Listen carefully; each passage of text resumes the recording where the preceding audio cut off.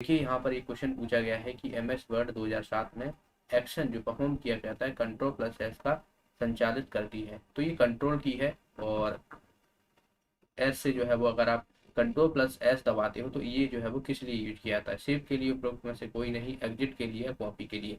तो आप सभी को पता होगा, ये तो नॉर्मली आप लोग सब जो है वो यूज भी करते होंगे इसका। तो कंट्रोल प्लस सेव जो है वो एस जो है वो कंट्रोल प्लस एस का जो है वो सेव के लिए यूज किया जाता है। कॉपी के लिए कौन सा करते हैं, कंट्रोल प्लस सी का यूज कर कंट्रोल प्लस सी का जो है वो कॉपी के लिए यूज किया जाता है। कंट्रोल प्लस वी का जो है वो पेस्ट के लिए यूज किया जाता है। कंट्रोल प्लस एक्स का जो है वो बात की जाए तो कट के लिए यूज किया जाता है। तो यही शॉर्टकट की जो है वो आपसे बार बार पूछी जाती है। और सीपीसीटी की जो शॉर्टकट की है वो मैं ऑलरेडी वीडियो बना चुका हूँ, तो आपने नहीं देखा हो तो वो आप जरूर देख लीजिएगा। सीपीसीटी में जितनी भी शॉर्टकट की आई है उन पर मैंने एक सेपरेट वीडियो बनाया हुआ है। तो वही शॉर्टकट की जो है वो आपसे बार बार रिवीजन बार बार जो है वो पूछी जाती है। उससे बाहर कोई भी क्वेश्चन देखने को नहीं मिलेगा आपको। देखिए ये वाला क्वेश्चन है जो हमें दिया हुआ है कि यहाँ पर एप्लीकेशन माइक्रोसॉफ्ट ऑफिस से संबंधित नहीं है। सबसे पहले जो एम एस ऑफिस होती है, ठीक है, इसमें क्या क्या चीजें होती हैं। तो एक तो आपको पावर पॉइंट देखने को मिलता है जो प्रेजेंटेशन के लिए यूज करते हैं। एक हो जाता है एम एस वर्ड हो गया, ठीक है, ये एम एस पावर पॉइंट हो गया। और एक देखने को मिलता है एम एस एक्सेल। ये तीन चीजें आपको देखने को मिलती हैं जो कि ये प्रेजेंटेशन के लिए, ये बात की जाए वर्ड जो डॉक्यूमेंट्स है उसके लिए बनाने के लिए ये डेटाबेस से संबंधित होता है। तो यहाँ पर देखिए पावर पॉइंट हो गया, एक्सेल हो गया, वर्ड हो गया। तो ये हमारा आंसर क्या हो जाएगा, फर्स्ट ऑप्शन माइक्रोसॉफ्ट। इसका अगला प्रश्न देखिए यहाँ पर, एम एस वर्ड 2010 में एक कैरेक्टर को बोल्ड करने के लिए कौन सी शॉर्टकट की का यूज किया जाता है। एम एस वर्ड में ही नहीं बल्कि आपको एम एस पावर पॉइंट हो गया और कहा जाए आपको कि कोई जो है टेक्स्ट लिखा हुआ है, ठीक है, टेक्स्ट लिखा हुआ है और उसको आपको ये बोल्ड करना है। तो आप क्या करोगे, कंट्रोल प्लस बी यूज करोगे तो आपको बोल्ड देखने को मिल जाएगा। तो हमारा आंसर क्या हो जाएगा, इसका पहला ही जो है ऑप्शन जो है इसका आंसर हो जाएगा। ओके, अगला प्रश्न देखिए यहाँ पर, सीडी एवं हार्ड डिस्क को सामान्यतः कहा जाता है। सीडी हार्ड डिस्क को क्या कहा जाता है, ये पहली बात तो ये स्टोरेज डिवाइस होती है, ठीक है, स्टोरेज डिवाइस होती है। और बात की जाए तो स्टोरेज डिवाइस जो है ये कैसी होती है, डिवाइस जो है ये कैसी होती है, ये सेकेंडरी होती है। मतलब आपको जो है वो इंटरनली जो है वो स्टोरेज नहीं होती है। जैसे कि आपने देखा होगा हार्ड डिस्क हो गई तो कंप्यूटर में वो इंटरनली लगी रहती है, एसएसडी होगी तो वो भी इंटरनली जो है वो स्टोरेज डिवाइस रहती है। लेकिन आपको जो है वो सीडी हो गया और हार्ड डिस्क हो गया, ठीक है। देखिए हार्ड डिस्क आपको एक एक्सटर्नली और इंटरनली दोनों ही देखने को मिलती है। तो एक आपको एक्सटर्नली भी देखने को मिल जाएगी, तो दोनों ही तरह की होती हैं। तो मोस्टली जो है वो आपको हार्ड डिस्क देखने को मिलेगी और सीडी जो देखने को मिलेगी आपको जो सेकेंडरी स्टोरेज डिवाइस देखने को मिलती है। इसका आंसर हो जाएगा हमारा फोर्थ ऑप्शन। बाकी आपको जितने भी इनपुट आउटपुट स्टोरेज डिवाइस हैं उन सभी को आपको पता होना चाहिए कौन कौन सी चीजें होती हैं। यहाँ पर देखिए अगला क्वेश्चन जो पूछा गया है, कंप्यूटर के जनक फादर ऑफ कंप्यूटर किसे कहा जाता है। तो सबको पता होगा चार्ल्स बेबेज को जो है वो फादर ऑफ बात की जाए कंप्यूटर कहा जाता है। तो यहाँ पर देखिए आंसर क्या हो जाएगा, इसका सी ऑप्शन जो है इसका आंसर हो जाएगा। ये वाला क्वेश्चन देखिए, सुपर स्क्रिप्ट पूछा गया है। सुपर स्क्रिप्ट जो है वो इसकी शॉर्टकट की होती है। एक सुपर स्क्रिप्ट इस तरीके से होती है, ठीक है, और सब स्क्रिप्ट जो है वो इस तरीके से होती है। जैसे कि अगर मैं कोई बात की जाए इक्वेशन लिखता हूँ ए स्क्वायर प्लस बी स्क्वायर, तो यहाँ पर जो पावर लगी है ये जो है वो दर्शाती है सुपर स्क्रिप्ट। और इसको लिखने के लिए हम कौन सी शॉर्टकट की का यूज करते हैं इस पर मैं बता चुका हूँ ऑलरेडी वीडियो। हमारा हो जाएगा इसका control plus shift plus double plus, ये जो है वो इसका यूज किया जाता है, ठीक है। और सब स्क्रिप्ट के लिए आपसे पूछा जाए कि सब स्क्रिप्ट के लिए कौन सा यूज किया जाता है, तो आपको याद रखना है कंट्रोल प्लस इक्वल टू। तो दोनों ही आपको याद रखना है, ये सब स्क्रिप्ट होता है, ये सुपर स्क्रिप्ट होता है। अगला प्रश्न देखिए, एम एस एक्सेल 2010 में स्प्रेडशीट का उपयोग जो है वो किस लिए करते हैं। तो मैंने आपको बताया था इसी वीडियो में कि स्प्रेडशीट का जो हम यूज करते हैं वो किस लिए यूज करते हैं। देखिए कैश फ्लो जो के नकदी प्रवाह यानी बिल्कुल जो डाटा होता है उससे संबंधित होता है। केवल लेखा परीक्षा के लिए भी यूज करते हैं, केवल वित्तीय पूर्णांकन के लिए यूज करते हैं। तो ये तीनों ही चीजों के लिए यूज किया जाता है, डेटाबेस से संबंधित है ये सभी चीजें। तो ऑल ऑफ दी अबव जो है वो इसका आंसर हो जाएगा।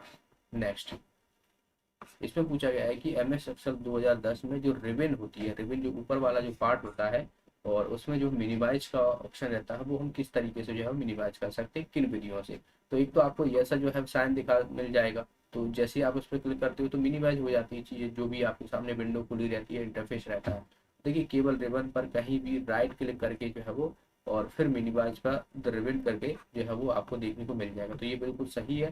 कंट्रोल प्लस ऐप से भी मिनिमाइज कर सकते हैं। एंड यहाँ पर देखिए double click on any ribbon tap only, तो ये भी सही है। तो ऑल ऑफ दी अबव जो है इसका आंसर हो जाएगा। इन तरीकों से जो है वो मिनिमाइज किया जा सकता है एम एस एक्सेल 2010 को। नेक्स्ट है यहाँ पर एम एस एक्सेल 2010 में निम्नलिखित में से कौन सा फंक्शन पेज लेआउट द्वारा किया जाता है? केवल पेज साइज और ब्रेक ब्रेस को संयोजित करने के लिए। बी ऑप्शन है केवल पेज मार्जिन को संयोजित करने के लिए। सी ऑप्शन है केवल पेज ओरिएंटेशन को समायोजित करने के लिए। और उपरोक्त सभी। तो ये सभी चीजें आपको इसमें देखने को मिलेंगी। तो एक बात आप समझ लीजिए, जो एम एस एक्सेल है, एम एस पावर पॉइंट है, एम एस वर्ड है, तो एम एस एक्सेल से जो है वो आपको ज़्यादातर क्वेश्चन देखने को मिलते हैं। तो इसे आप अच्छे से रिवाइज कर लीजिएगा। आपने पढ़ा तो पहले से ऑलरेडी होगा और फिर से जो है वो आपको रिवाइज कर लेना है इसको। नेक्स्ट यहाँ पर कंट्रोल प्लस ए का जो है वो किस लिए यूज किया जाता है? तो कंट्रोल प्लस ए का जो है वो आपको पता होना चाहिए, जो सेलेक्ट चीज़ें होती हैं उनको लिए यूज किया जाता है। ठीक है, तो यहाँ पर हमारा आंसर क्या हो जाएगा? कुछ भी सेलेक्ट नहीं होता है, केवल रो को सेलेक्ट करने की, केवल केवल रो को समर्ट करने के लिए, पूरी वर्कशीट को सेलेक्ट करने के लिए। तो फोर्थ ऑप्शन जो है इसका आंसर हो जाएगा। अगला प्रश्न है एम एस एक्सेल 2007 में जब बिंदु जहां डेटा की एक संगत सीट को अलग अलग पेज में ब्रेक किया जाता है कहलाता है। तो वो जो बात की जाए तो जो पेज पेज ब्रेक प्रीव्यू होता है दरअसल। ठीक है, तो हमारा आंसर हो जाएगा इसका केवल पेज ब्रेक प्रीव्यू। ठीक है, आपने देखा होगा जो पेज है और इसके बाद अगला पेज आता है, तो ये वाला जो रहता है वही हम बोलते हैं पेज ब्रेक। तो हमारा इसका आंसर क्या हो जाएगा? थर्ड ऑप्शन जो है इसका आंसर हो जाएगा। नेक्स्ट है यहाँ पर एम एस एक्सेल 2010 में चयनित सेल पर आउटलाइन बॉर्डर बनाने के लिए। कोई सेल है, जैसे कि ये आपने देखी ये सेल है और इसमें हमें बॉर्डर बनाना है, मतलब चारों तरफ जो है बॉर्डर बनाना है। तो इसके लिए हम शॉर्टकट की का कौन सा यूज करेंगे? Control plus shift plus O, control plus alt plus यहाँ पर एंड है, control plus shift plus N और control plus alt plus O. तो हमारा आंसर हो जाएगा इसका थर्ड ऑप्शन। ओके, तो control plus shift plus N का जो है वो यूज किया, सॉरी, आउटलाइन को जो है वो बॉर्डर में बनाने के लिए इसका यूज किया जाता है। नेक्स्ट है यहाँ पर ड्रॉ बॉर्डर ऑप्शन में इरेजर का उपयोग क्या होता है? दरअसल जो एम एस वर्ड में ड्रॉ बॉर्डर ऑप्शन होता है उसमें इसका यूज क्या करते हैं? रो और कॉलम को हटाने के लिए, केवल रो को हटाने के लिए, पूरे पेज को हटाने के लिए, केवल कॉलम को हटाने के लिए। तो इसका जो है वो हम रो और कॉलम दोनों को हटाने के लिए यूज किया जाता है। तो erase row and column. Next यहाँ पर एम एस वर्ड 2007 में पंक्तियों, रो और स्तंभ की न्यूनतम संख्या कितनी होती है? भाई कोई कॉलम जो बनेगा तो एक रो होना चाहिए, एक कॉलम होना चाहिए, तभी जो है वो सेल बनता है। तो एक एक तो मिनिमम होना ही चाहिए। तो हमारा आंसर क्या हो जाएगा इसका? सेकंड ऑप्शन इसका आंसर हो जाएगा। रैम क्या है? रैम क्या होती है? हार्डवेयर होती है, मेमोरी होती है, स्टोरेज डिवाइस होती है या सॉफ्टवेयर होता है? तो ये होती है मेमोरी। ठीक है, मेमोरी होती है। इसकी फुल फॉर्म भी पूछ ली जाती है, तो रैंडम एक्सेस मेमोरी, ये जो है वो इसकी फुल फॉर्म होती है। तो इसे भी आपको याद रखना है। नेक्स्ट है यहाँ पर हम वास्तव में एक्सेल 2007 को बेसिक टेस्ट एप्लीकेशन के रूप में उपयोग कर सकते हैं। तो एम एस एक्सेल का किस लिए यूज करते हैं?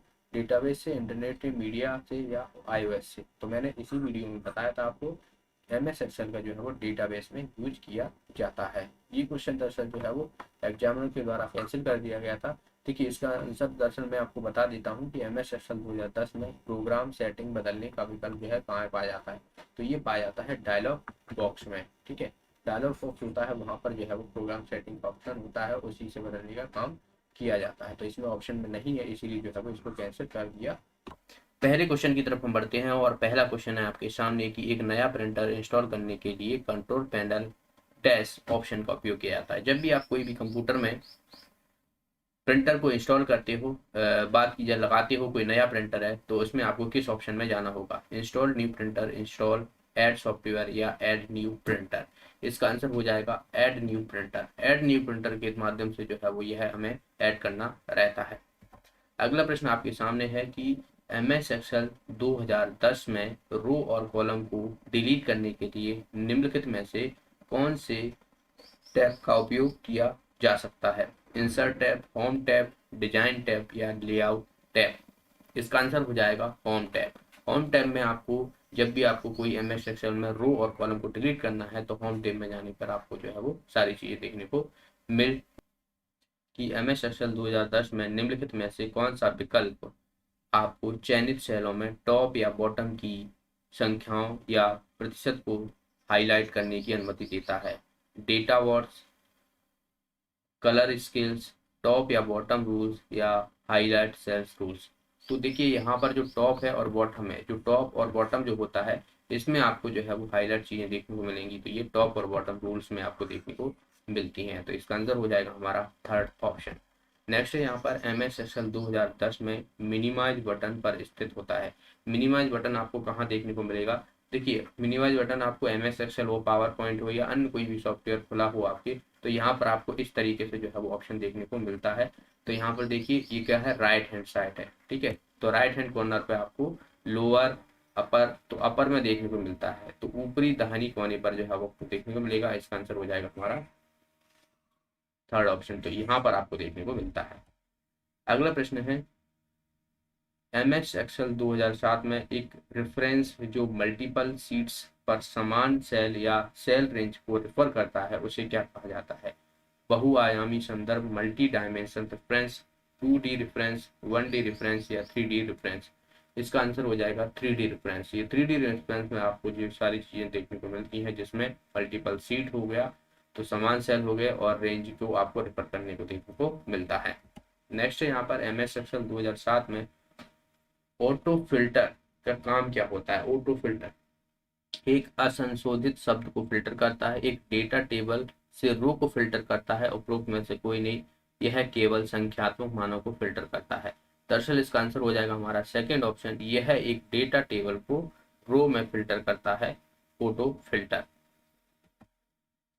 अगला प्रश्न है यहाँ पर MS एक्सेल 2007 में कौन सा बटन आपको वर्तमान में चयनित सेल से संबंधित कमेंट को व्यू या हाइड करने की अनुमति देता है? ठीक है, कोई कमेंट है वर्तमान शीट पर जो है आपको देखने को सेल में देखने को मिलता है और उसको आपको हाइड करना है या आपको दिखाना है, तो वो हमें कौन सा जो है वो बटन यूज करना पड़ेगा?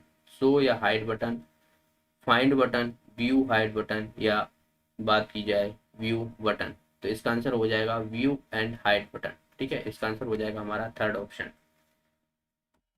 नेक्स्ट है यहाँ पर MS एक्सेल 2010 में एक टास्क पेन डैश के समान होता है। जो टास्क पेन होता है MS एक्सेल 2010 में वो टेक्स्ट बॉक्स की तरह या वर्चुअल बॉक्स की तरह या डायलॉग बॉक्स की तरह या शेप्स की तरह, तो ये दरअसल जो होता है वो डायलॉग बॉक्स की तरह ही आपको देखने को मिलता है। तो इसका आंसर हो जाएगा हमारा सी ऑप्शन, डायलॉग बॉक्स। तो MS एक्सेल देखिए सबसे ज्यादा जो क्वेश्चन आपको देखने को मिलेंगे वो MS एक्सेल से ही देखने को मिलेंगे। तो आप लोग जो है वो MS एक्सेल की आप एक बुक खरीद लीजिए, आपको या फिर आपके पास पड़ी हो या आपने पहले से पढ़ा है तो उसी को आपको रिवाइज करना है। जो भी यहाँ की शॉर्टकट की है, जो भी यहाँ के जो टैब्स हैं, रेफरेंस है, जो भी चीज़ें यहाँ पर आपको देखने को मिले MS एक्सेल में, वो सारी चीज़ें ही आपको हेल्प करेंगी आपके एग्जाम में। अगला प्रश्न देखिए 2010 में MS एक्सेल में इसमें आपको घंटे और मिनट या AM या PM के साथ जो है वो समय आपको फॉर्मेट लगाना है। तो आपको शॉर्टकट की पूछी गई है कि कौन सी शॉर्टकट यूज होगी। तो इसके लिए शॉर्टकट की जो होती है कंट्रोल प्लस शिफ्ट प्लस @ ये वाली कंट्रोल की आपको टाइम मैनेजमेंट या टाइम को जो है प्रदर्शित करने के लिए यूज की जाती है। अगला प्रश्न है यहाँ पर MS वर्ड 2007 में डिफ़ॉल्ट रूप से फाइल एक्सटेंशन में सेव हो जाती है। MS वर्ड होती है, उसमें जो हमें कोई भी डॉक्यूमेंट सेव करना है या फाइल सेव करनी है तो उसका एक्सटेंशन क्या रहेगा? .docx, .pdf, .xml या बात की जाए .html। तो डिफ़ॉल्ट पूछा गया, अगर आप MS वर्ड में डिफ़ॉल्ट रूप से अगर किसी भी डॉक्यूमेंट को सेव करोगे तो ये हो जाएगा .docx, second first option. Next है यहाँ पर MS वर्ड 2010 में किसी भी शब्द के नीचे टाइप करते समय आने वाली जो लाल रेखा होती है वो क्या इंगित करती है? आपने देखा होगा कोई भी आप मान लो जैसे कि मैंने ये लिख दिया तो ये गलत है, तो यहाँ पर जो है वो लाइन आने लगेगी, तो इस लाइन का इंगित क्या करना रहता है? ये जो स्पेलिंग जो है वो गलत होती है दरअसल, तो उसी को इंगित करती है। एक महत्वपूर्ण शब्द है नहीं, अधिक बार इस्तेमाल किया गया, ये भी नहीं है, दूरी अधिक है, नहीं है, तो हमारा आंसर आ जाएगा मिसस्पेल्ड वर्ड। अगला प्रश्न है MS वर्ड 2010 में फॉन्ट रिबन के लिए निम्नलिखित में से किस शॉर्टकट की इस्तेमाल किया जाता है? किसके लिए? फॉन्ट रिबन के लिए। ठीक है, कंट्रोल प्लस वी ये तो आपको पता होगा, कंट्रोल वी तो पेस्ट के लिए यूज करते हैं, कंट्रोल प्लस एफ ये नहीं यूज करते, कंट्रोल प्लस जी दरअसल जो है इसका आंसर हो जाएगा, इसीलिए करते हैं, ये तो सेव के लिए यूज करते हैं। ठीक है, तो हमारा आंसर आ जाएगा इसका थर्ड ऑप्शन। इसमें देखिए किसी कैरेक्टर के ऊपर एक छोटे कैरेक्टर को बनाया जा सकता है तो उसे हम क्या कह जाते हैं। तो पिछले वीडियो में मैंने आपको बताया था कि जैसे कि मान लो मैं कोई भी फॉर्मूला लिखता हूँ तो इसके ऊपर जो है ये छोटा कैरेक्टर है तो इसे हम बोलते हैं सुपर स्क्रिप्ट। ठीक है, ऊपर जो है सुपर स्क्रिप्ट कहा जाता है, तो आंसर इसका हो जाएगा हमारा थर्ड ऑप्शन। इसकी शॉर्टकट की भी आपसे पूछी जाती है, तो शॉर्टकट की में control plus shift plus plus, ये जो है वो इसकी वो बात की जाए तो सुपर स्क्रिप्ट की कंट्रोल की होती है, वहीं आपसे जो है वो जो है सब स्क्रिप्ट कैसे, जैसे A2 प्लस B2 ऐसे करके लिखते हैं, तो ये होती है सब स्क्रिप्ट। तो इसको शॉर्टकट की आपसे पूछ लिया तो कंट्रोल प्लस बात की जाए और इक्वल, ये जो है वो इसकी कंट्रोल की होती है, तो इसे आपको याद रखना है। अगला प्रश्न है MS वर्ड 2007 में सेक्शन ब्रेक का उद्देश्य क्या होता है। कोई सेक्शन है उसको हमें ब्रेक करना है तो उसका मतलब क्या होगा। ऑप्शन ये है, देखिए सेक्शन ब्रेक आपको अपने डॉक्यूमेंट को अनुभागों में विभाजित कर देता है, बिल्कुल सही है ये तो, लेकिन आपको विभिन्न हेडर और फुटर के प्रति सेक्शन फॉर्मेटिंग की अनुमति नहीं देता है, तो ये गलत हो जाएगा। यहाँ तक तो सही है पर ये गलत है। इसमें दूसरा देखते हैं, सेक्शन ब्रेक आपको अपने डॉक्यूमेंट को अनुभागों में विभाजित कर देता है जिससे आप अलग अलग हेडर फुटर का प्रति सेक्शन फॉर्मेटिंग, बिल्कुल सही। अगर मैं कोई पेज है, ठीक है, और उसको ब्रेक कर रहा हूँ तो जाहिर सी बात है वही नेक्स्ट पेज हो जाएगा, ये पहला पेज हो जाएगा। इसमें हेडर फुटर जो है वो सबके यहाँ पर आपको देखने को मिल जाएंगे, तो हेडर फुटर के प्रति जो है वो सेक्शन फॉर्मेटिंग लागू करता है, ये चीजें आपको देखने को मिलती हैं। तो सेक्शन ब्रेक जो है इसी उद्देश्य होता है इसका। अगला प्रश्न है, सीपीयू मेमोरी पर स्थित होते हैं। सीपीयू मेमोरी जो है कहाँ पर स्थित होते हैं, एक्सपेंशन बोर्ड में, स्टोरेज बोर्ड में, आउटपुट बोर्ड में, या बात की जाए मदरबोर्ड में, तो इसका आंसर क्या हो जाएगा हमारा मदरबोर्ड में। ये मदरबोर्ड में आपको देखने को मिलेगा। सीपीयू को हम क्या बोलते हैं, सीपीयू को बोलते हैं कंप्यूटर का दिमाग, कंप्यूटर का दिमाग। ठीक है, ब्रेन ऑफ कंप्यूटर जो है वो कहा जाता है सीपीयू को। इसकी फुल फॉर्म भी आपसे पूछ ली जाती है तो याद रखना, सेंट्रल प्रोसेसिंग यूनिट जो है इसका फुल फॉर्म होती है। नेक्स्ट है, सॉफ्टवेयर के बारे में निम्नलिखित में से कौन सा कथन सही है। इसमें हेर फेर नहीं किया जा सकता, ये गलत है। ठीक है, सॉफ्टवेयर आपको पता है अपडेटेड होते रहते हैं, तो मतलब उसमें हेर फेर किया जा सकता है। आप कोई भी सॉफ्टवेयर है, आपने एंड्रॉयड में अपने सॉफ्टवेयर इंस्टॉल किया हुआ है तो आपने देखा है कि वो अपडेट मांगने लगते हैं, तो मतलब उसमें कुछ नया बदलाव किया गया है, तो पहला स्टेटमेंट हमारा गलत हो जाएगा। दूसरा देखिए, इसे छुआ नहीं जा सकता, बिल्कुल सही। क्या आप सॉफ्टवेयर को छू सकते हो, नहीं छू सकते, ये तो सही हो जाएगा। इसे बदला नहीं जा सकता, ये भी गलत हो जाएगा, बदला जा सकता है। इसमें निर्देश या प्रोग्राम नहीं होते, तो ये भी गलत हो जाएगा। तो हमारा आंसर क्या हो जाएगा, सिर्फ सेकंड ऑप्शन जो है। 2010 में सेल स्टाइल ऑप्शन में जाकर मिलेगा, इंसर्ट टैब में, होम टैब में, पेज लेआउट टैब में, या व्यू टैब में। देखिए सेल स्टाइल ऑप्शन आपको देखना है तो ये आपको देखने को मिलेगा होम टैब में। इसका आंसर हो जाएगा हमारा सेकंड ऑप्शन। MS एक्सेल आपको अच्छे से कर लेनी है। ठीक है, MS एक्सेल से आपको सबसे अधिक क्वेश्चन देखने को मिलेंगे, तो MS एक्सेल को कम से कम अच्छे से कर लीजिएगा। मैं कहूँगा कि आप MS जो ऑफिस है, MS ऑफिस, उसके सारे जितने भी टूल्स हैं, जैसे कि MS पावर पॉइंट हो गया, MS वर्ड हो गया और MS एक्सेल हो गया, ये तीनों ही आपको। अगले प्रश्न की तरफ बढ़ते हैं। देखिए MS एक्सेल 2007 में वर्कशीट में आउटलाइन सेल यानी डार्क बॉर्डर वाली एक होती है, तो इसको रूप में जाना जाता है। ठीक है, कोई सेल है और आपने देखा होगा कुछ डार्क लाइन होती है यहाँ पर, तो एक्टिव सेल होती है, सिस्टम सेल होती है, इनएक्टिव सेल होती है और प्रेजेंट सेल होती है, तो इसका आंसर हो जाएगा एक्टिव सेल। ठीक है, जिस पे आप काम कर रहे हो तो वो एक्टिव सेल बोलते हैं, और वही जो है वो आउटलाइन सेल आपको देखने को मिल जाएगी। इस पे डार्क बॉर्डर्स वाली एक सेल होती है। ठीक है, एक सेल जो है वो किससे मिलकर बनी होती है, तो एक रो एंड एक कॉलम। ठीक है, एक रो एक कॉलम से मिलकर जो है वो सेल कहा जाता है, इसको याद रखना है। मिनिमम जो है वो आपको देखना पड़ेगा। अगला प्रश्न है, MS एक्सेल 2007 में एक सिंगल स्प्रेडशीट में डैश हो सकता है। तो एक सिंगल स्प्रेडशीट में MS एक्सेल की बात की जाए तो यहाँ पर आपको याद रखना है 1 2 3 4 5 6, ठीक है, एंड 16,000। तो आपको याद रखना है कि जो है वो आपको देखने को मिल जाएगा यहाँ पर 10 लाख से अधिक रो और 16,000 से अधिक कॉलम आपको देखने को मिल जाएंगी। तो इसका आंसर हो जाएगा हमारा थर्ड ऑप्शन। ओके,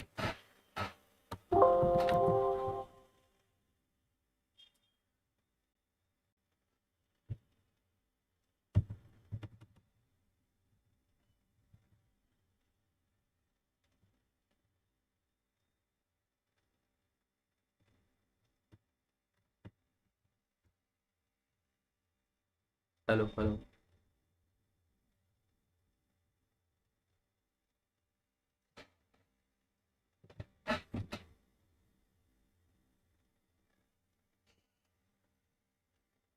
नमस्कार साथियों, बहुत बहुत स्वागत है आप सभी का गवर्नमेंट एजुकेशन में। तो दोस्तों, इस वीडियो में मैं आपको कंप्यूटर के 29 जुलाई को ये शिफ्ट में जो है फर्स्ट शिफ्ट के क्वेश्चन यहाँ पर करा रहा हूँ, जो आपके ग्रुप 4 एग्जाम के लिए। यहाँ से आपको पता पड़ेगा क्या कैसे आपको लेवल की तैयारी करनी है कंप्यूटर से रिलेटेड। ओके, और ये थर्ड पार्ट है। इससे पहले कि अगर आपने नहीं देखे तो यहाँ पर एक आई को बटन आ रहा होगा, उस पर क्लिक करके आप देख पाओगे। तो चलिए हम पहले क्वेश्चन की तरफ हम बढ़ते हैं। और पहला क्वेश्चन आप देखिए यहाँ पर, वह बहुत छोटे पोर्टेबल कंप्यूटर जो कि हमारे हाथों में फिट होता है उसे क्या कहा जाता है? होम टॉप, डेस्कटॉप, लैपटॉप या माइक्रो कंप्यूटर। इसका आंसर हो जाएगा हमारा फर्स्ट ऑप्शन, होम टॉप जो है कहा जाता है। और एक और याद रखिए, पीडीए जिसे पर्सनल डिजिटल असिस्टेंट कहा जाता है। तो ये भी जो है वो आपको हमारे हाथों में फिट होने वाला जो कंप्यूटर होता है, पोर्टेबल होता है। और इसको जो है वो आंसर हो जाएगा फर्स्ट ऑप्शन। अगले प्रश्न की तरफ हम बढ़ते हैं। नेक्स्ट है यहाँ पर, MS एक्सेल 2010 में सेल स्टाइल ऑप्शन में जाकर मिलेगा। जो सेल स्टाइल है उसका ऑप्शन में जाकर मिलेगा। कहाँ पर मिलेगा? इंसर्ट टैब में, होम टैब में, पेज लेआउट टैब में या व्यू टैब में। तो ये आपको मिलेगा सेकेंड ऑप्शन, होम टैब में। ठीक है, MS एक्सेल। ठीक है, MS एक्सेल आपको अच्छे से कर लेनी है। मैं तो कहूँगा कि आप जो MS ऑफिस है, MS ऑफिस के जो टूल्स हैं, जैसे कि बात की जाए MS एक्सेल हो गया एक, तो MS पावर पॉइंट हो गया एंड MS वर्ड हो गया, ये तीन आप अच्छे से कर लीजिए। इन्हीं तीनों से सबसे अधिक आपको क्वेश्चन देखने को मिलते हैं। तो आपको इसकी एक बुक मिल जाए या कहीं भी कोई भी स्टोर से कि आप देख लेना MS एक्सेल, MS ऑफिस की आपको एक बुक मिल जाए, तो उससे आप पूरा पढ़ लेना। ठीक है, और बाकी क्वेश्चन की प्रैक्टिस आप करोगे। चलिए अगले प्रश्न की तरफ पढ़ते हैं। MS एक्सेल 2007 में वर्कशीट में आउटलाइन सेल को डैश के रूप में जाना जाता है। आपने देखा होगा कि एक MS एक्सेल में सेल होता है और इस पे जो है वो थोड़ा सा सभी, एक सेल जो ऐसा रहता है जिसमें सभी से भिन्न रहता है। ठीक है, एक्टिव सेल होता है, सिस्टम सेल होता है, इनएक्टिव सेल होता है, प्रेजेंट सेल होता है। तो जिस पे आप वर्क कर रहे होते हो, काम कर रहे होते हो, उसे एक्टिव सेल कहते हैं। और उसके ऊपर ही जो है वो डार्क बॉर्डर वाली एक लाइन रहती है। इसका आंसर हो जाएगा हमारा फर्स्ट ऑप्शन। और एक सेल किससे मिलकर बना होता है? एक रो और एक कॉलम से मिलके जो है वो बना होता है। ये भी आपको याद रखना है।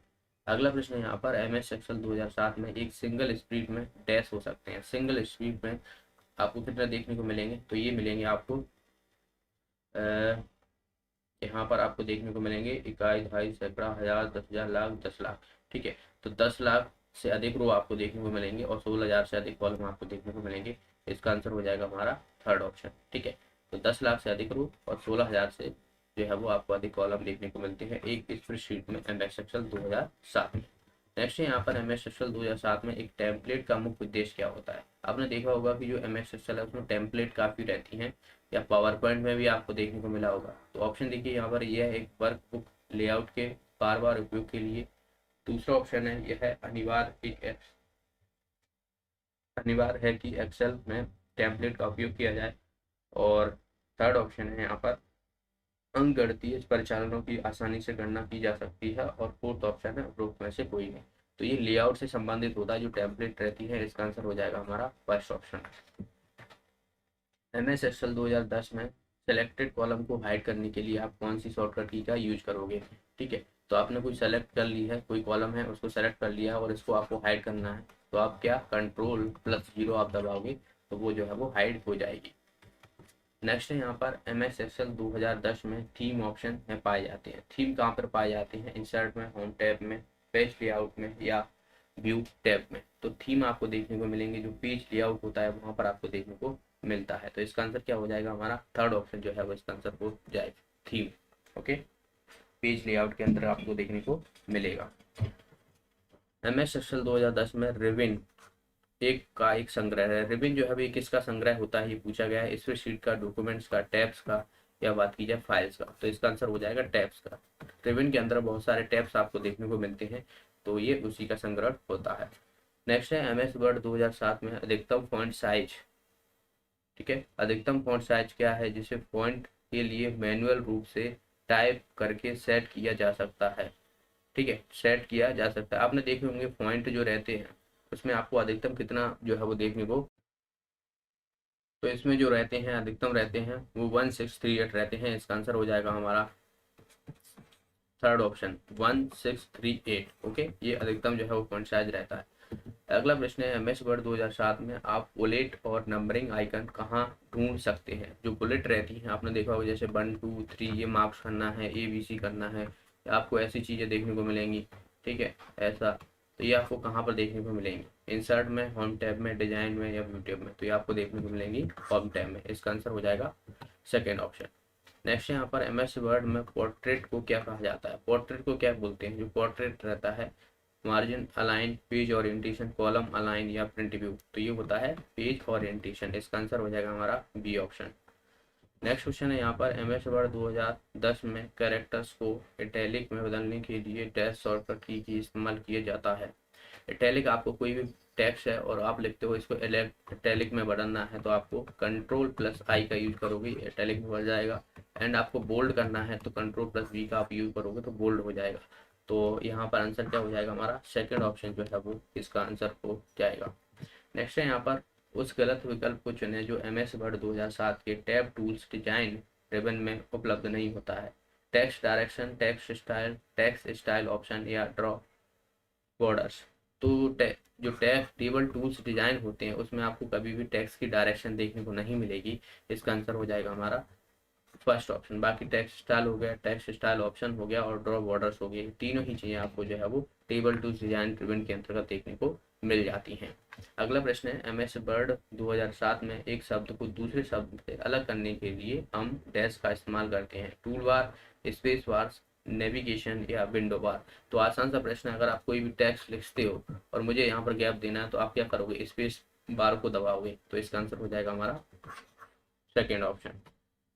इसमें से हमें पूछा गया है कि इसमें से आउटपुट डिवाइस कौन सा है। ठीक है, इनपुट आउटपुट डिवाइस आपको पता होना चाहिए। देखिए, कीबोर्ड एक इनपुट डिवाइस होता है, माउस भी इनपुट डिवाइस होता है, जॉयस्टिक जो है ये भी इनपुट डिवाइस होता है। जॉयस्टिक का यहाँ पर जो गेम्स होते हैं उसके लिए, खेलने के लिए यूज करते हैं। मॉनिटर एक आउटपुट डिवाइस होता है।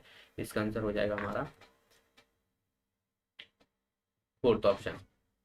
इसमें से हमसे पूछा गया है कि इसमें से एक ऑपरेटिंग सिस्टम है, इसमें से कौन सा ऑपरेटिंग सिस्टम है, विनरेयर, MS पावरपॉइंट, लाइनेक्स, या MS एक्सेल। तो इसका आंसर हो जाएगा लाइनेक्स। लाइनेक्स जो रहता है ये एक ऑपरेटिंग सिस्टम है, बाकी ये एप्लीकेशन सॉफ्टवेयर है, आपको याद रखना है, एप्लीकेशन सॉफ्टवेयर। ठीक है, और ये भी आपको एप्लीकेशन सॉफ्टवेयर देखने को मिलेगा। जो राल्फ है तो वैसे ही आपको ऑलरेडी याद करना है। देखिए, पहला क्वेश्चन है MS वर्ड में निम्नलिखित में से कौन सा एक फॉन्ट इफेक्ट नहीं होता है। ठीक है, फॉन्ट इफेक्ट नहीं होता है, रेगुलर, सब स्क्रिप्ट, सुपर स्क्रिप्ट, या ट्राइस थ्रो। तो इसका आंसर हो जाएगा हमारा फर्स्ट ऑप्शन। रेगुलर जो है ये कोई भी तरह का जो है आपको फॉन्ट इफेक्ट नहीं देखने को मिलता है, बाकी ये तीन देखने को मिलते हैं। ठीक है, तो इसको याद रखना है, रेगुलर नहीं होता है, तो इसका आंसर हो जाएगा हमारा फर्स्ट ऑप्शन। अगला प्रश्न देखिए, यहाँ पर MS एक्सेल 2010 में फॉर्मूला ऑप्शन कहाँ पाया जाता है। तो फॉर्मूला ऑप्शन इंसर्ट टैब में, फॉर्मूला टैब में, पेज लेआउट टैब में, या व्यू टैब में। तो मैं आपको देखिए लिख के यहाँ पर बता देता हूँ कि किस तरीके से होता है। देखिए, मैं यहाँ पर MS वर्ड में जाता हूँ, MS एक्सेल में, और यहाँ पर आप देख रहे हो ये वाला जो है वो ये पूरा आपको MS एक्सेल का इंटरफेस देखने को मिलता है। और ये आप देख रहे हो यहाँ पर आपको कर्सर दिखाई दे रहा होगा, तो ये पूरा जो है ये फॉर्मूला बार होता है। ठीक है, फॉर्मूला बार होता है, और फॉर्मूला कब से कहाँ से स्टार्ट होता है, फॉर्मूला जो है वो इक्वल टू स्टार्ट होता है, याद रखना है, इक्वल टू से स्टार्ट होता है। तो ये बहुत जरूरी है। ठीक है, तो ये आपको समझ में आ गया होगा कि फॉर्मूला बार में ही जो फॉर्मूला टैब में आपको जो है वो ये चीजें देखने को मिलती हैं। चलिए अगले प्रश्न की तरफ हम बढ़ते हैं। नेक्स्ट क्वेश्चन है देखिए यहाँ पर, तो इसमें देखिए क्या हो जाएगा हमारा फॉर्मूला टैब। ठीक है, फॉर्मूला टैब जो है वो इसका आंसर हो जाएगा। इसी तरफ बढ़ते हैं एम एस एक्सेल में 2007 में।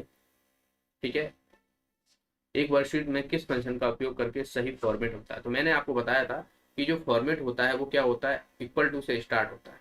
ठीक है, तो यहाँ पर देखिए इसमें तो है ही नहीं है, इसमें भी नहीं है, इसमें भी नहीं है, इसमें एक ही में जो है इक्वल टू से स्टार्ट हो रहा है, तो इक्वल टू इफ जो है वो ये आपको सही देखने को मिलता है। तो इसका आंसर हो जाएगा हमारा first option. Next, M S Excel 2007 में देखिए, आप एम एस एक्सेल से सबसे ज़्यादा क्वेश्चन देखने को मिल रहे हैं। तो कोई भी आप जो एम एस पावर पॉइंट या एम एस ऑफिस की कोई बुक मिल जाए आपको, किसी भी स्टेशनरी में मिल सकती है, तो वहाँ से आप खरीद लीजिएगा और अच्छे से जो है वो पढ़ाई कर लीजिए। कोई भी बुक खरीद सकते हो जिसमें सारी चीज़ें दी हूँ, बस ये चीज़ें देखना है। ओके, देखिए यहाँ पर तख्ती और रो को अगर आपको हाइड करना है तो क्या चीज़ें करनी पड़ेगी एम एस एक्सेल 2007 में। पहला ऑप्शन है सेलेक्ट रो या कॉलम पर क्लिक करके और डिलीट को प्रेस करना है। तो भाई हाइड करना है, डिलीट नहीं करना है, तो ये गलत हो जाएगा। दूसरा है एम एस एक्सेल 2007 में हाइड ऑप्शन मौजूद नहीं है, ये भी गलत है, हाइड ऑप्शन मौजूद होता है। रो या कॉलम पर राइट क्लिक करें और हाइड ऑप्शन को सेलेक्ट करें, ये वाला सही हो जाएगा। तो हमारा आंसर आ जाएगा इसका थर्ड ऑप्शन। आगे देखिए, आप एक्सेल में रो या कॉलम को हाइड नहीं कर सकते, तो ये भी गलत है। अब मैं आपको दिखा देता हूँ कि क्या चीज़ है। ठीक है, देखिए एम एस एक्सेल में मैं जाऊंगा और मान लो मुझे ये वाली जो रो देख रहे हो आपको, ये पूरा जो है वो हाइड करना है। ठीक है, तो ये मैंने सेलेक्ट कर ली, राइट क्लिक किया है और यहाँ पर आप देखिए हमें हाइड का ऑप्शन देखने को मिल, कहाँ गया, एक सेकंड, इसमें हम पूरा सा जो है वो सेलेक्ट कर,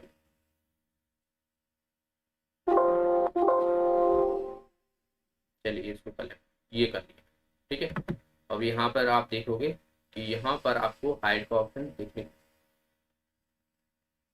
पहला सेलेक्ट क्यों होगा, एक सेकंड, ये गया। ठीक है, ये कर लिया मैंने।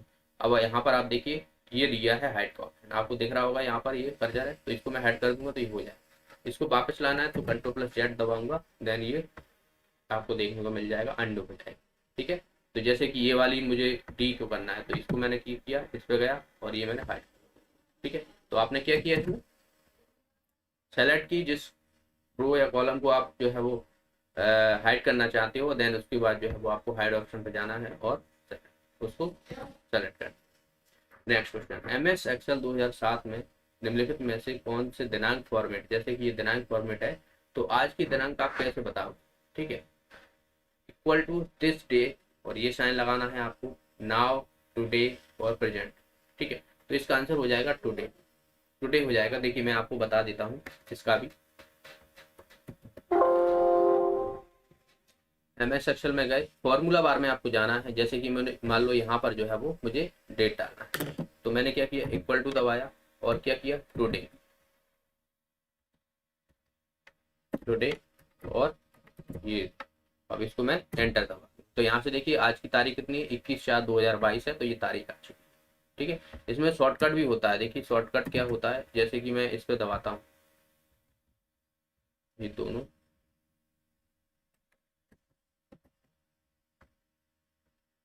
जैसे कि यहाँ पर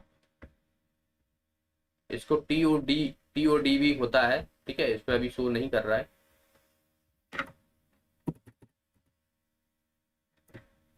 एक बार मैं चेक कर लेता हूँ, यहाँ पर नेम आ रहा है, तो इससे नहीं आ रहा है, वही आपको फॉलो करना रहेगा, TODAY,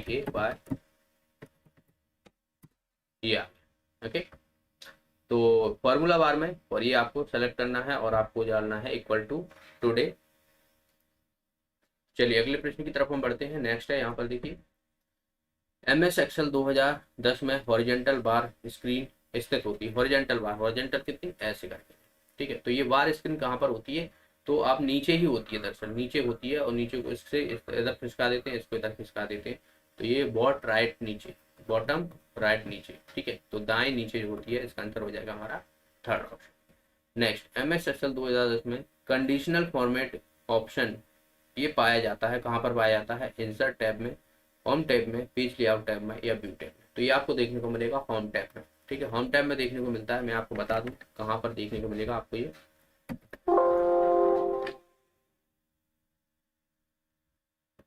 देखिए ये मैं गया, अब यहाँ पर देखिए ये होम पे ही हूँ, और यहाँ पर ये देखिए ये वाला जो आप देख रहे हो ये क्या है, कंडीशनल फॉर्मेटिंग, तो यहाँ पर होम टैब में आपको देखने को मिलता है। तो जो क्वेश्चन आप करते हो एक बार आप जो है वो MS एक्सेल से पूछा गया है तो उसमें जाके देख लिया करो, थोड़ा सा आपको याद रहने में बहुत आसानी होगी, याद ज़्यादा टाइम।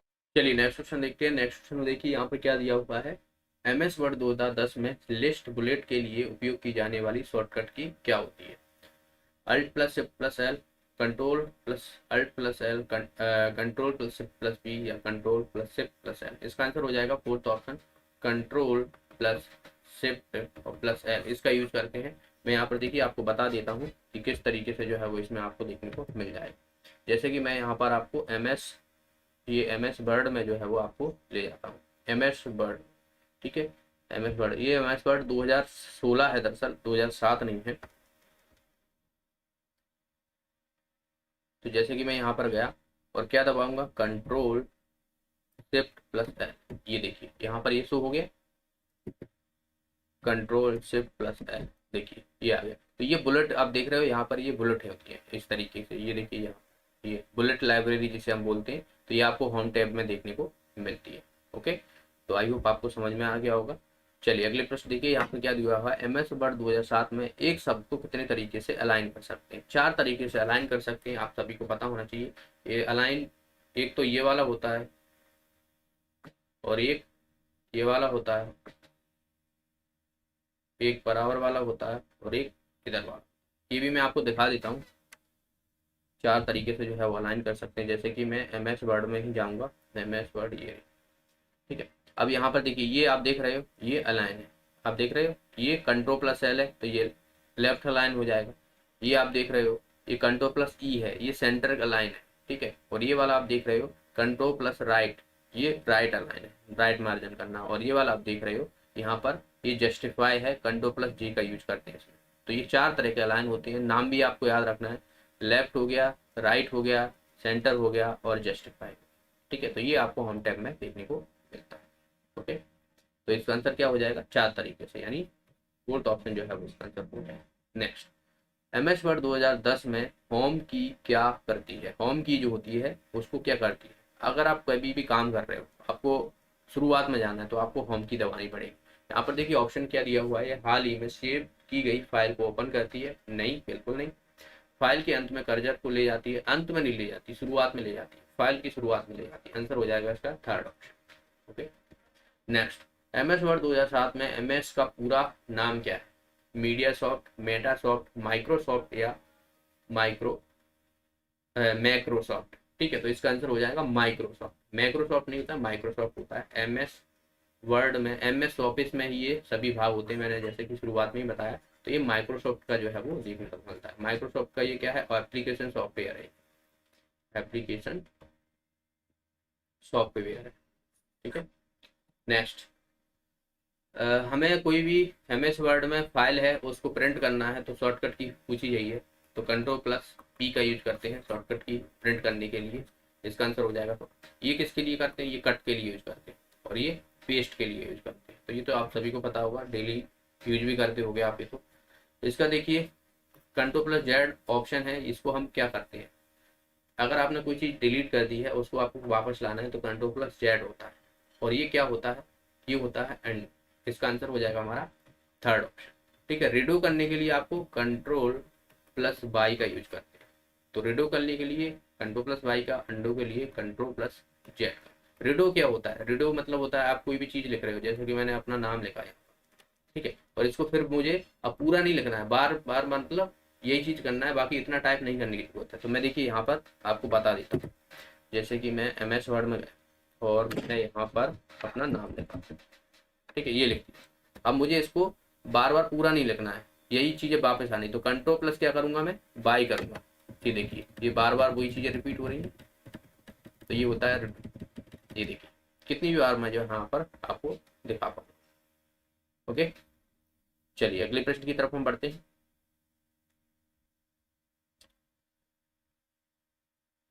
नेक्स्ट, MS वर्ड 2007 में बैक स्पेस का यूज क्यों करते हैं, इंसर्ट, क्रिएट या डिलीट के लिए। तो डिलीट के लिए यूज किया जाता है। MS वर्ड में जो भी मैं डिलीट करूंगा ना तो उसको बैक स्पेस दबा दूंगा तो डिलीट होता है। एक डॉक्यूमेंट में पेज नंबर को यहाँ डाला जा सकता है, जैसे कि आपने ये पेज नंबर, इसको आप कहाँ कहाँ डाल सकते हो भाई, बीच में तो डाल नहीं सकते।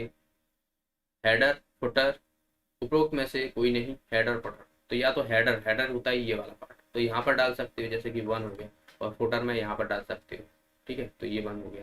तो इस तरीके से जो है डालते हो, तो हेडर फुटर में दोनों में ही डाल सकते हो, इसका आंसर हो जाएगा हमारा फोर्थ ऑप्शन।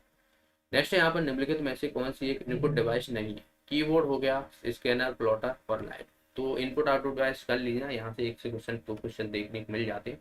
प्लॉटर जो होता है वो आउटपुट होता है, आउटपुट डिवाइस होता है। प्लॉटर से काम क्या होता है, जो आपने देखे होंगे बड़े बड़े जो बैनर लगे रहते हैं, जो पोस्टर लगे रहते हैं, वो प्लॉटर से ही छापे जाते हैं। जैसे फिल्मों के पोस्टर हो गए, जो नेता हो गए अपने प्रचार के लिए करते हैं, बड़े बड़े बैनर लगा देते हैं कि राम नवमी की शुभकामनाएं, इनका जन्मदिन है, उनका जन्मदिन है, ये सब प्लॉटर से ही जो है वो बनाए जाते हैं। बाकी कीबोर्ड, स्कैनर और ये लाइट पेन, ये सब इनपुट डिवाइस है। नेक्स्ट है यहाँ पर कंप्यूटर, स्पीकर और हेडफोन, ये किस प्रकार के डिवाइस है? कंप्यूटर की स्पीकर हो गए, इनपुट, स्टोरेज, सॉफ्टवेयर या आउटपुट। तो आपको इनपुट या आउटपुट में से दोनों में से लगाना है। तो कंप्यूटर की स्पीड, अगर मैं कोई कीबोर्ड चलाता हूँ तो इसका आउटपुट कहाँ देखने को मिलेगा? स्क्रीन पर देखने को मिलेगा। या फिर मैं कहूँ कि कोई मैं गाना चलाता हूँ तो मुझे स्पीकर में सुनने को मिलेगा, तो वो क्या कर रहा है? आउटपुट दे रहा है। तो हेडफोन हो गए, ये स्पीकर हो गए, ये क्या होते हैं? आउटपुट डिवाइस होते हैं। इसका आंसर हो जाएगा हमारा MS एक्सेल 2010 में F1 फंक्शन जो होता है उसका जो है वो क्या फंक्शन होता है? तो F1 से लेकर नहीं F12 तक आपको सभी याद होना चाहिए। मैंने कई बार जो है वो आपको बताया, पिछले वीडियो भी आपने देखे होंगे, तो उसमें भी जो है वो काफी क्वेश्चन यहाँ से पूछे गए हैं। एडिटिंग, पेस्ट, हेल्प या रेड्यू। तो इसका आंसर हो जाएगा हेल्प। हेल्प के लिए जो है वो इसका यूज किया जाता है F1 फंक्शन को MS एक्सेल में। ठीक है, यहाँ पर आप देख सकते हो F1 फंक्शन का जो है वो आपको हेल्प एंड सपोर्ट विंडो के लिए इसका यूज किया जाता है। ठीक है, F2 आपसे पूछा जाए कि F2 किस लिए, तो यह बात की जाए तो रिनेम फाइल वगैरह हो गए, फोल्डर हो गया, आइकॉन हो गया, तो इसके लिए यूज किया जाता है F2 को, तो ये आप याद रखना है। ठीक है, बाकी तो ये कॉम्बिनेशन है इनके। तो alt plus control plus F2 दबाओगे तो ये आपको जो है वो ओपन डॉक्यूमेंट्स को ओपन करने के लिए इसका यूज हो जाएगा। कंट्रोल प्लस F2 का बात की जाए तो ये प्रिंट प्रीव्यू देखने के लिए करते हैं। अल्ट प्लस F2, ये क्वेश्चन पूछा भी गया था। ठीक है, अल्ट प्लस F2 का सेव एज के लिए यूज करते हैं। बाकी F12 का भी यूज किया जाता है। बाकी अगर देखा जाए तो अल्ट प्लस F2 से भी जो है वो यह सेव एज का ऑप्शन देखने को मिल जाता है। ठीक है, शिफ्ट प्लस F2 की बात की जाए तो ऐड कमेंट बॉक्स। ठीक है, अगर आपको comment box MS Microsoft Excel में जो है वो आपको करना है ऐड, तो आपको शिफ्ट प्लस F2 का यूज किया जाएगा। F3 की बात की जाए तो ये फाइंड फाइल्स, फोल्डर वगैरह के लिए यूज करते हैं। F4 की बात की जाए तो आपको जो है वो most commonly use alt plus F। तो ये जो प्रोग्राम होता है, जैसे कि अभी ये स्लाइड चल रही है, अगर मुझे इसको बंद करना होगा तो अल्ट प्लस F4 का जो है वो यूज करूँगा। ठीक है, आगे बात की जाए तो F5 का जो है वो ये रिफ्रेश करने के लिए, रिडोर करने के लिए यूज करते हैं। इंटरनेट एक्सप्लोरर वगैरह जो ब्राउजर होते हैं उनको रिफ्रेश करने के लिए यूज करते हैं। बाकी गो टू विंडोज में जो है वो इसका भी यूज किया जाता है। फाइंड और replace window in Microsoft word. Okay, F6 की बात की जाए तो जो ऑल मॉडर्न ब्राउजर हैं आजकल जो, तो pressing F6 moving the cursor at the address bar, तो एड्रेस बार पर जो है वो कर्सर बनाने के लिए यूज किया जाता है। F7 की बात की जाए तो जो स्पेलिंग होगी, ग्रामर हो गया, डायलॉग बॉक्स हो, उनको जो है वो लॉन्च करने के लिए यूज किया जाता है। F8 की बात की जाए तो यह दरअसल जो है वो बूट प्रोसेसर के लिए यूज किया जाता है। अगर आपको विंडो बूट्स वगैरह करनी है तो उसके लिए देखने को मिलता है। F9 की बात की जाए सेंड, मेक, लाइक, आउटलुक वगैरह एप्लीकेशन में यूज करते हैं। एंड आपको देखिए एक 11 याद रखना है आपको। ठीक है, तो यह बात की जाए तो इंटरनेट और एक्सेस के लिए यूज करते हैं। ठीक है, F12 की बात की जाए तो ये सेव एज के लिए यूज किया जाता है। बाकी ये कॉम्बिनेशन है, तो इनको भी आपको याद रखना है। अब नेक्स्ट क्वेश्चन की तरफ बढ़ते हैं। नेक्स्ट है यहाँ पर MS एक्सेल 2010 में रो और कॉलम यानी जो पंक्तियां और स्तंभ को डालने के लिए निम्न में से किस स्टेप का यूज किया जाता है? MS एक्सेल है और उसमें आपको एक रो और कॉलम बनाना है, तो आप किस स्टेप में जाओगे? ये क्वेश्चन भी रिपीट हुआ था कि कंप्यूटर के क्वेश्चन मोस्टली जो है वो आपको रिपीट ही देखने को मिलेंगे। इसीलिए जो है वो आपको देखिए CBCD हो गया और MP में या PV के द्वारा जो कंप्यूटर के क्वेश्चन पूछे जाते हैं अभी तो जितने भी एग्जाम हुए हैं, तो उसमें जो है वो सारे आप कवर कर लीजिएगा। बाकी मैं यहाँ पर आपको कराता ही रहूँगा। तो इसमें आंसर क्या हो जाएगा? Home tab. अगला प्रश्न है MS एक्सेल 2010 में सेल में संख्यात्मक डेटा के लिए निम्न उपस्थित हो सकता है? Subtract only, add only, multiple only, all of the above. देखिए संख्यात्मक मान की पूछा गया न्यूमेरिकल जो डेटा होता है उसमें कौन कौन से सब्सट्रैक्ट हो सकता है, ऐड हो सकता है, मल्टीप्लिकेशन होता है, ये सभी हो सकते हैं। इसका आंसर हो जाएगा हमारा फोर्थ ऑप्शन। अगला प्रश्न है यहाँ पर, प्रोटेक्ट शीट क्या करती है? एमएस एक्सेल 2007 में प्रोटेक्ट शीट होती है, वो क्या करती है? ऑप्शन ए है केवल कॉलमों पर प्रोटेक्शन लागू करती है। दूसरा है केवल सेल पर प्रोटेक्शन लागू करती है। तीसरा है केवल रो पर प्रोटेक्शन लागू करती है। और चौथा है वर्कशीट पर जो है वो प्रोटेक्शन लागू करती है। ठीक है, तो इसका आंसर हो जाएगा जो वर्कशीट होती है उसी पर जो है वो प्रोटेक्शन लागू करती है। नेक्स्ट है यहाँ पर, एमएस एक्सेल 2007 में अंकगणितीय प्रक्रिया जो अर्थमेटिक ऑपरेशन होते हैं के लिए उपयोग किए जाने वाले निम्नलिखित फंक्शनों में से कौन सा गलत है? इसमें से हमें गलत बताना है। ठीक है, एवरेज, सम, काउंट या टोटल। देखिए, टोटल इस नाम का कोई भी यहाँ पर जो है वो अर्थमेटिक ऑपरेशन नहीं होता है, सम होता है। जैसी बात है, आप किसी भी संख्याओं का जो है वो अर्थमेटिक ऑपरेशन अप्लाई करते हो तो उनका सम करना है आपको, तो वो आपको टोटल ना करके सम का यूज होता है, तो ये इसका जगह ये होता है। ठीक है, बाकी एवरेज हो गया, सम हो गया, काउंट हो गया, ये सब आपको देखने को मिल जाते हैं।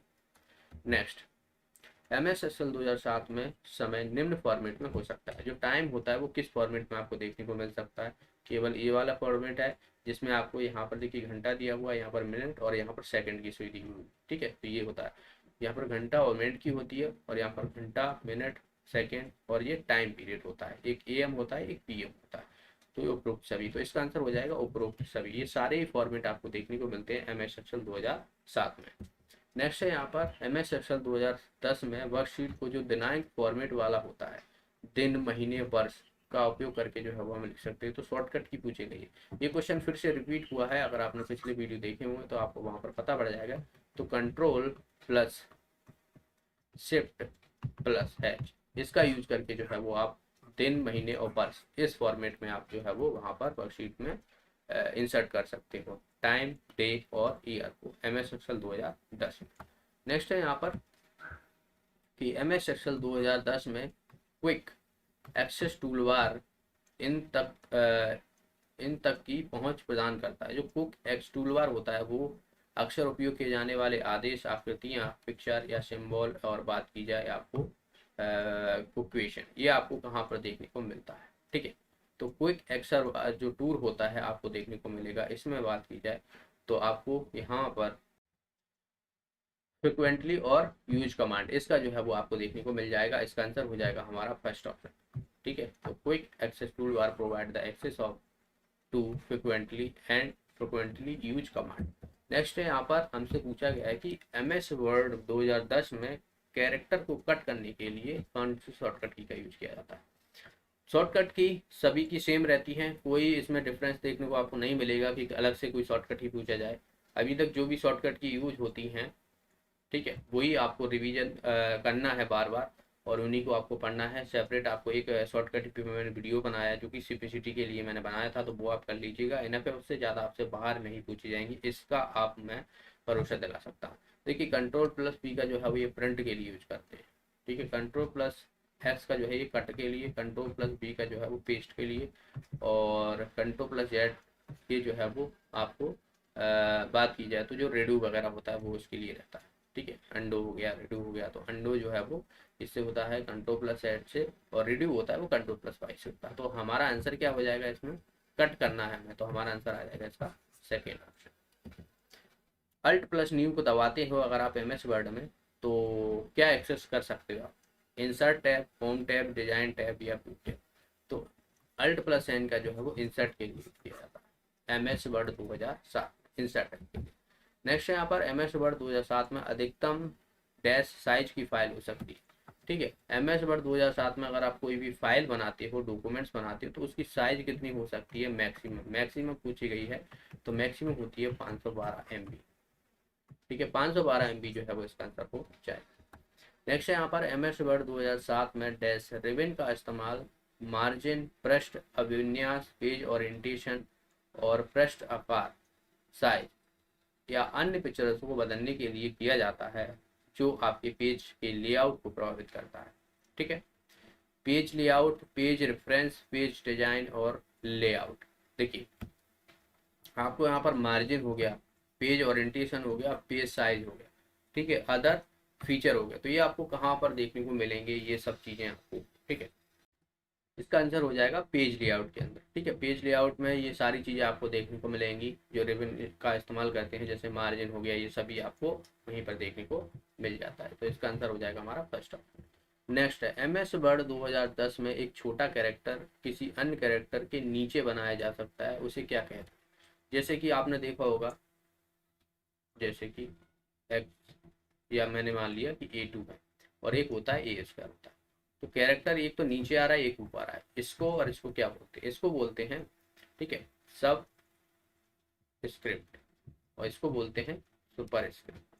भाई सुपर से भी ऊपर है तो सुपर ऊपर हो जाएगा, ठीक है, सब स्क्रिप्ट हो जाएगा ये। तो हमारा आंसर क्या हो जाएगा? सब स्क्रिप्ट, यानी इसका आंसर हो जाएगा हमारा फर्स्ट ऑप्शन। अब देख सकते हो यहाँ पर ये वाला, ये जो आप देख रहे हो यहाँ पर, इसे बोलते हैं सब स्क्रिप्ट, इसे बोलते हैं सुपर स्क्रिप्ट। इसकी शॉर्टकट की भी आपसे पूछी जाती है, तो control plus shift plus plus, ये जो है वो इसकी बात की जाए तो सुपर स्क्रिप्ट की होती है। देन इसकी आपसे पूछ लिया है तो कंट्रोल प्लस इक्वल, ये जो है वो इसकी रहती है, यहाँ पर इक्वल टू प्लस होता है ना कि, तो ये जो है वो इसकी रहती है।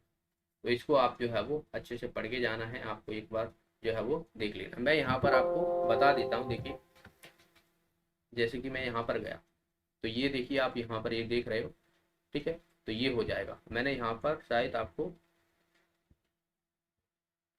ये वाली है, और यहाँ पर देखिए ये वाली। तो इसमें देखिए कंट्रोल प्लस इक्वल टू दिया हुआ है, और जैसे ही सुपर स्क्रिप्ट पर जाता हूँ तो control plus shift plus double equal to, ठीक है। तो ये दोनों ही जो है, इस पे जैसे ही आप जाओगे ना तो यहाँ पर आपको लिखनी देखने को मिल जाती है, ठीक है।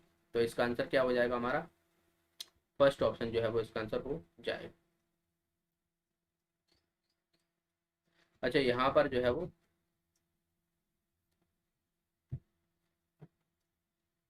यहाँ पर जो है वो प्लस होगा और इक्वल टू, ये पहले सही था। तो यहाँ पर जो है वो थोड़ा ध्यान रखना, कंफ्यूजन होती है इन चीज़ों में, अगर आप रिवाइज करोगे तो याद रहेगा। बाकी ये वाला सही है।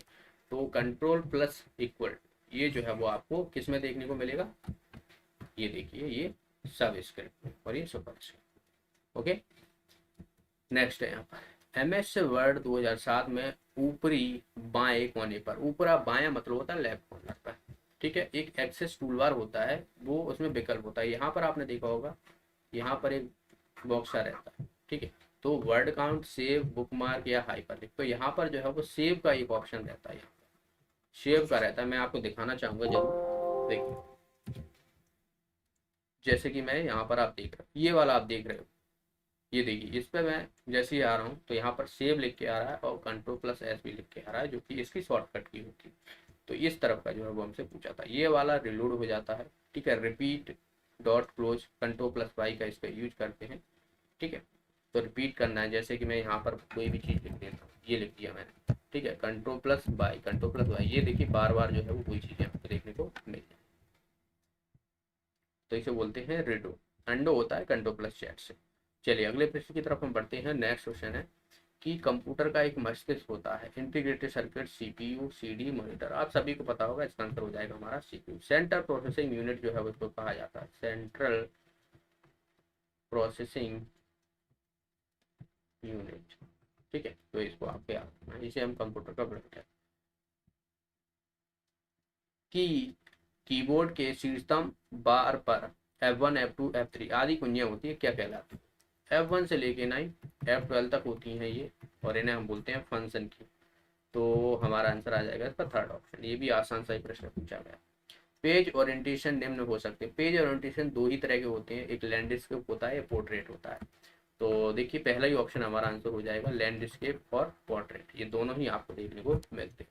तो आपने देखा कि यहाँ पर 17 क्वेश्चन थे, 17 में से आप मान के चलिए कि 14 से 15 क्वेश्चन आपको MS एक्सेल और MS वर्ड में से देखने को मिलते हैं। तो इनको आप पढ़ लीजिएगा अच्छा सा, कोई किताब भी खरीद सकते हो, अगर आपको MS एक्सेल की, MS ऑफिस की कोई बुक मिल जाती है तो उसको आप पढ़ लीजिए। देखिए 17 नंबर है, इसे हम इग्नोर नहीं कर सकते हैं। आसान से क्वेश्चन पूछे जाते हैं, बशर्ते आपको पढ़ना पड़ेगा। पढ़ोगे आपको आसान लगेंगे, अगर आपने नहीं पढ़ा है तो ये क्वेश्चन आपको डिफिकल्ट लगेंगे। तो पढ़ोगे। क्वेश्चन है यहाँ पर, MS वर्ड 2007 में अप एरो की कर्जर की निम्नलिखित में से किस दिशा में ले जाएगा?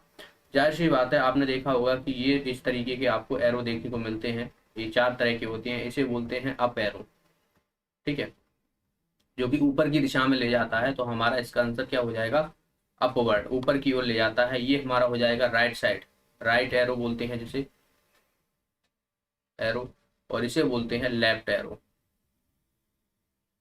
और इसे बोलते हैं डाउन एरो, जो कि नीचे की तरफ ले जाता है, डाउन एरो। ओके, और इस तरफ राइट की तरफ, वही लेफ्ट की तरफ। ये 4 तरह के एरो आपको देखने को मिलेंगे। अब एरो को पूछा गया था तो ये आपको देखने को मिलेगा ऊपर की ओर।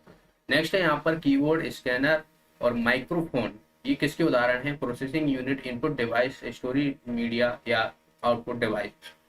तो ये सारे ही आपको इनपुट डिवाइस हैं। कीबोर्ड हो गया, आप कीबोर्ड कंप्यूटर पे यूज करते हो तो क्या करते हो, जब भी आप कोई की प्रेस करते हो देन उसका आउटपुट आपको स्क्रीन पर दिखता है, ठीक है, तो ये इनपुट डिवाइस हो जाओगे। इसका आंसर हो जाएगा हमारा सेकेंड ऑप्शन। तो इनपुट आउटपुट।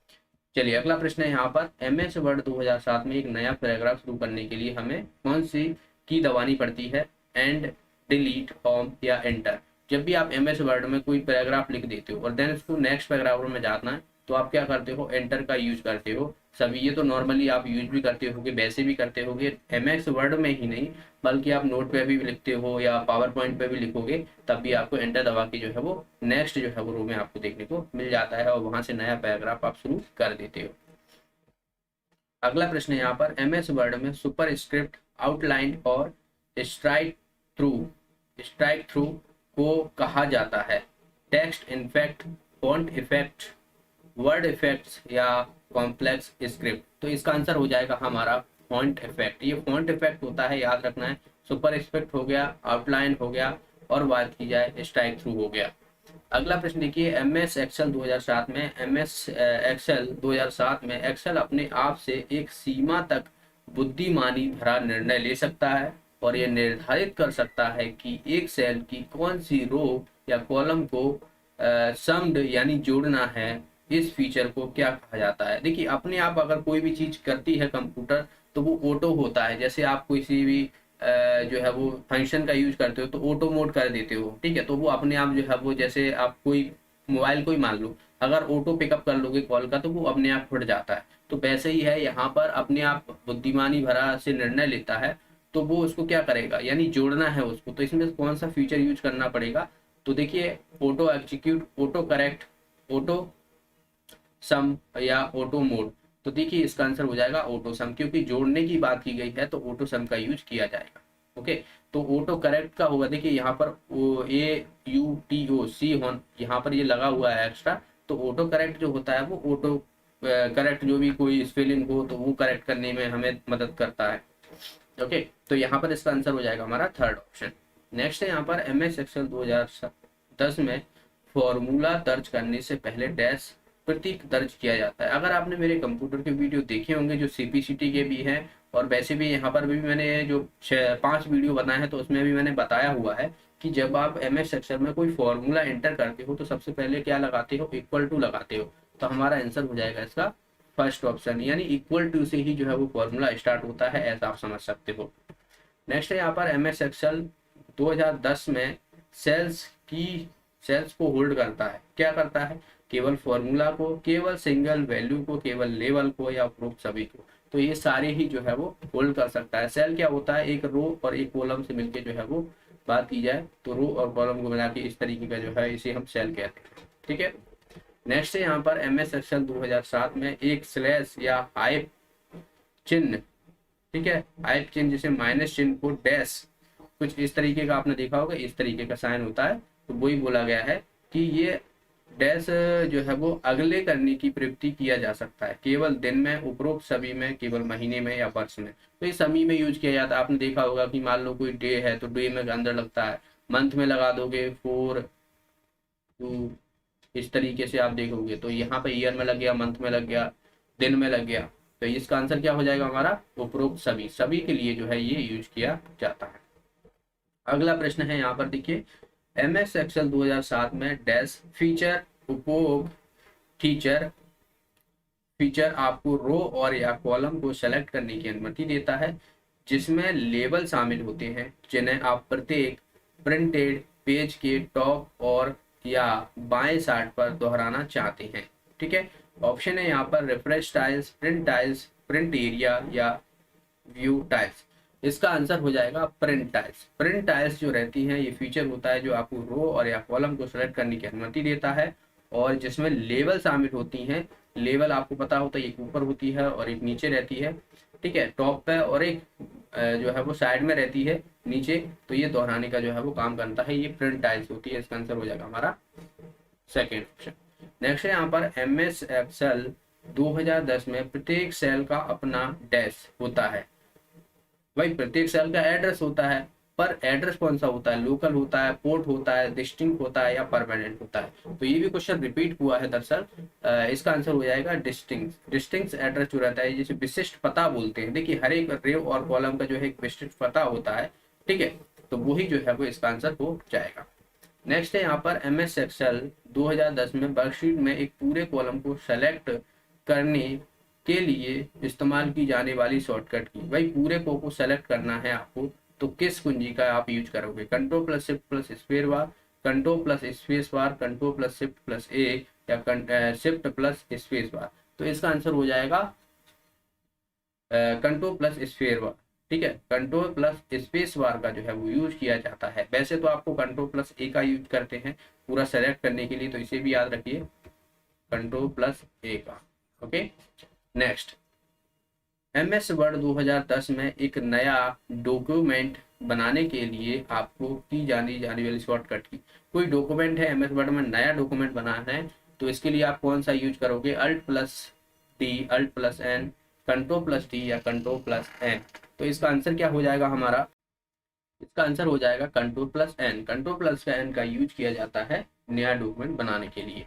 नेक्स्ट है यहाँ पर एम एस वर्ड 2010 में फाइंड कमांड टेक्स्ट को खोजने में हमारी मदद करता है। टेक्स्ट को, केवल समीकरण को, उपरोक्त सभी को या केवल इमेज को?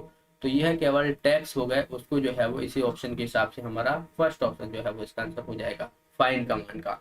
नेक्स्ट है यहाँ पर एम एस वर्ड 2010 में कितने रिबन टैब होते हैं? 7, 9, 6 या 4 रिबन टैब होते हैं। दरअसल आपने देखा होगा रिबन जो पूरे यहाँ पर आपको देखने को मिलते हैं तो वो 7 होते हैं दरअसल। इसका आंसर हो जाएगा हमारा फर्स्ट ऑप्शन।